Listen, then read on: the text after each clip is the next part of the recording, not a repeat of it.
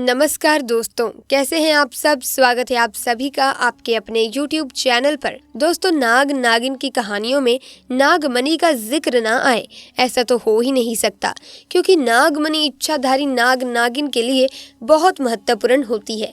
ऐसे में दोस्तों जरा सोचिए कि इस नागमणि में कितनी शक्तियां होंगी, और अगर ये किसी इंसान के हाथ लग जाए तो वो इंसान बहुत ज़्यादा शक्तिशाली हो जाता है, जिससे वो जो चाहे वो कर सकता है। लेकिन दोस्तों, नागमणि कोई साधारण इंसान हासिल नहीं कर सकता। ये केवल इच्छाधारी नाग नागिन को कठिन तपस्या के बाद महादेव से प्राप्त होती है, क्योंकि नाग नागिन महादेव शिव को ही अपना आराध्य मानते हैं, और उनकी हजारों वर्षों की कठिन तपस्या से भगवान शिव खुश होकर उन्हें नागमणि देते हैं, जिन्हें इच्छाधारी नाग नागिन को संभाल कर रखना होता है। लेकिन दोस्तों, अगर कोई नागमणि चालाकी से चुरा ले तो उस व्यक्ति के साथ क्या होगा, आइए जानते हैं आज की इस वीडियो में। क्योंकि दोस्तों, तब क्या हुआ होगा जब इच्छाधारी नागिन ने दिया एक बच्चे को जन्म, और व्यक्ति की एक गलती के कारण इच्छाधारी नागिन ने उसके साथ जो किया सुनकर लोगों के होश उड़ गए। दोस्तों, ये चमत्कारी घटना है उत्तर प्रदेश के एक छोटे से गांव खेरगढ़ की। दरअसल ये घटना घटित हुई पवन जी के साथ, जो पवन करीब आज से 5 साल पहले एक साधारण एवं गरीब किसान का जीवन व्यतीत करते आ रहे थे। वो अक्सर जंगल में अपनी बकरियां चराने जाया करते थे और खेती बाड़ी का काम भी किया करते थे। एक दिन बकरी चराते चराते वो जंगल के थोड़ा और अंदर निकल गए। उसी जंगल में एक इच्छाधारी नागिन अपने नाग के साथ एक विशाल पेड़ के पास रहा करती थी। वो नागिन गर्भवती थी। शाम का वक्त था और पवन जब उस पेड़ के पास से गुजरा तो उसे वहां एक तेज चमकती चीज दिखाई दी, परंतु साथ ही वो दोनों नाग नागिन भी वहीं थे। उन्हें देख वो थोड़ा सा डर गया और तुरंत ही वहां से जल्दी से घर की ओर भागा।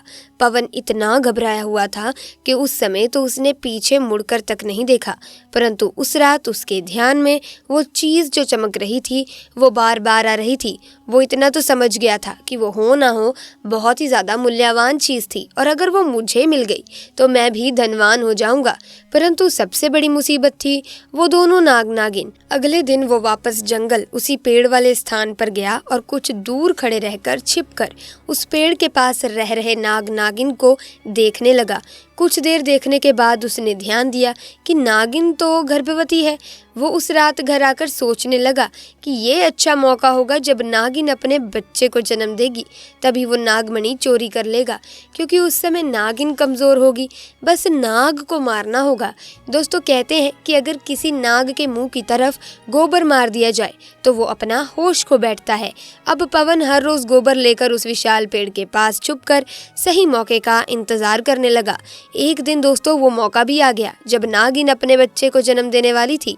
तभी चुपके से पवन ने नाग के मुंह की तरफ तेजी से गोबर मारा और फिर एक बड़ा सा पत्थर उठाकर नाग के सर पर दे मारा और नाग को मार डाला।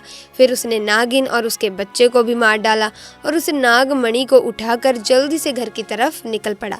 परंतु उधर नागिन किसी तरह से बच गई थी और बस बेहोश पड़ी थी। जब नागिन को होश आया और उसने अपने बच्चे और पति को मरा हुआ देखा तो उसके दुख दर्द का ठिकाना नहीं रहा।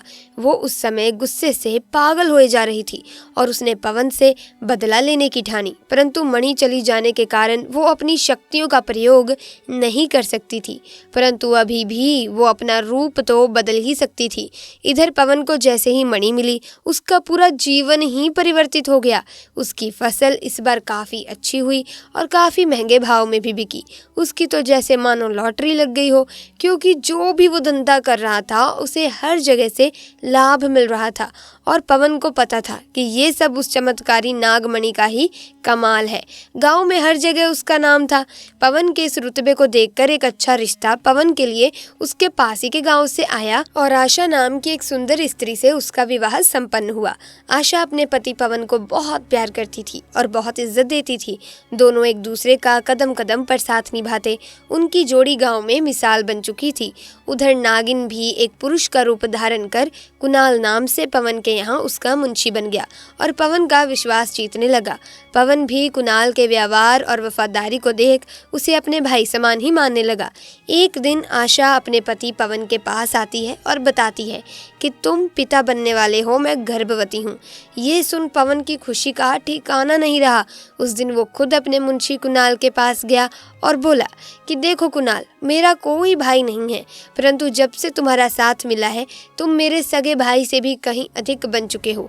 आज मैं बहुत खुश हूँ, इसीलिए आज मैं अपनी पत्नी और तुम्हें एक खास जगह ले जाना चाहता हूँ, क्योंकि मेरा इस दुनिया में तुम लोगों के सिवा कोई नहीं है। और वो अपनी पत्नी और कुणाल को कार में बिठाकर गांव के एक कोने में ले जाकर कार एक छोटी सी कुटिया के सामने रोकता है और बताता है कि जब वो छोटा था तब इसी कुटिया में उसकी माँ की जान उसे जन्म देते ही चली गई थी। उसके पिता तो पहले ही गुजर चुके थे।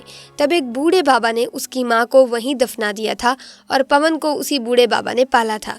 दोस्तों, पवन बताता है कि जब भी उसके साथ कोई बुरी घटना होती है या वो बहुत ज़्यादा दुखी होता है तो बस वो इसी कुटिया के पास चला आता है। यहाँ उसे एक अनोखा सुकून मिलता है। पवन आगे बताता है कि आज तुम दोनों को मैं इसीलिए यहाँ लाया हूँ क्योंकि तुम दोनों अब मेरी ज़िंदगी का एक अहम हिस्सा बन चुके हो। दोस्तों, ये सुन सभी की आंखों में पानी भर आता है। कुछ देर रुकने के बाद जब वे वापस पहाड़ी से होते हुए घर को जाते हैं तो अचानक उनकी गाड़ी पहाड़ी पर एक बड़े पत्थर से टकराती है और गाड़ी को जोर का झटका लगता है, जिसके कारण पवन तो कार में ही फंसा रहता है, परंतु उसकी पत्नी आशा पहाड़ी से नीचे गिर एक पेड़ पर अटक जाती है और उस पेड़ के ठीक नीचे बहुत गहरी खाई थी। दोस्तों, वो खाई इतनी गहरी थी कि अगर कोई इंसान उसमें गिर जाए तो उसका बचना लगभग नामुमकिन है। दोस्तों, वो रात भी कार्तिक पूर्णिमा की ही थी। कुणाल अपनी शक्तियां पाकर पुनः नागिन रूप धारण कर लेता है। पवन कुणाल को देखकर एकदम चौंक जाता है क्योंकि कुणाल अब नागिन में पुनः बदल गया था। वो नागिन पवन को बताती है कि कैसे ठीक इसी तरह वो भी स्थिति में फंसी थी जब पवन ने उसका पूरा घर संसार लूट लिया था, उसके पति और बच्चे को मारकर, और आज मेरे पास बदला लेने का एक अच्छा मौका है। पवन घायल गाड़ी में फंसा हुआ था। रो रो कर नागिन को बोलता है कि भले मेरी जान ले ले परंतु मेरी पत्नी गर्भवती है, उसे छोड़ दे। परंतु तभी उस नागिन को अपनी वही स्थिति याद आ जाती है कि क्या होता है जब कोई अपना छिन जाता है। ये जिंदगी का सबसे बड़ा दुख होता है। नागिन ने पवन का उसकी पत्नी के प्रति सच्चा प्यार देख उसे माफ कर दिया और आशा को उस पेड़ से निकाल बचा लिया तथा दोनों को हॉस्पिटल छोड़ खुद वापस जंगल में उसी विशाल पेड़ के पास चली गई। जब पवन हॉस्पिटल से स्वस्थ होकर अपनी पत्नी के साथ घर वापस लौटा तो उसे अपनी गलती का एहसास हुआ और उसने जाना कि उसने कितनी बड़ी गलती करी है। वो नागमणि को लेकर उसी विशाल पेड़ के पास गया और उस पेड़ के पास उस नागमणि को रख फूट फूट कर रोने लगा और शाम को घर वापस भी आ गया। दोस्तों, कभी कभी इंसान लालच में इतनी बड़ी गलती कर बैठता है कि फिर उस गलती को कभी भी ठीक ही नहीं किया जा सकता और बस अंत में पछतावा ही रह जाता है। आपको ये घटना कैसी लगी हमें कमेंट बॉक्स में ज़रूर बताना और महादेव के दीवाने कमेंट सेक्शन में हर हर महादेव का जयकारा लगाना ना भूलें। मिलेंगे दोस्तों नई वीडियो में नई घटना के साथ।